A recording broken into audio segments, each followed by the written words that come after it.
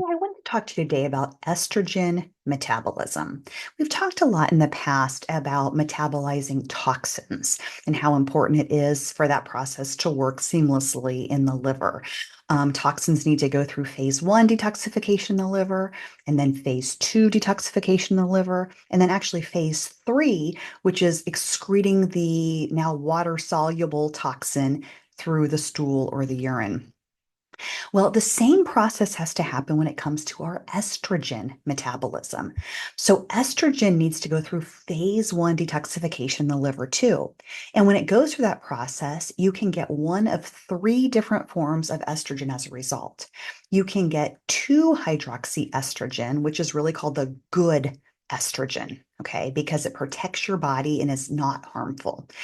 But alternatively, you can also get 4-hydroxyestrogen or 4-OH estrogen, which is considered the bad estrogen because that can build up in your body and lead to an increased risk of cancer. And then there's a third form called 16-hydroxyestrogen, which is kind of a middle of the road estrogen. So, bottom line is, you really, when you're metabolizing your estrogen, want to have a lot of the good, the 2-hydroxyestrogen, and minimal amounts of the bad or the 4-hydroxyestrogen. Now that's phase one. Then it has to go through phase two, where that metabolite is conjugated in the liver. And then it has to go through phase three, where it's excreted through the urine or the stool. Now, if your gut isn't healthy, bacteria in the gut can deconjugate the estrogen and allow it to be reabsorbed into your circulation. Why does that matter? Well, that can lead, if the estrogen isn't properly metabolized in any of these three phases, it can lead to an relative excess of estrogen. Now, you may be saying, wait a second, I thought you've told me estrogen is good. Estrogen is good. If you have the right amounts, okay? But too much estrogen can lead to an imbalance in hormones. So basically, it makes it seem like your estrogen's too high relative to your progesterone level, okay?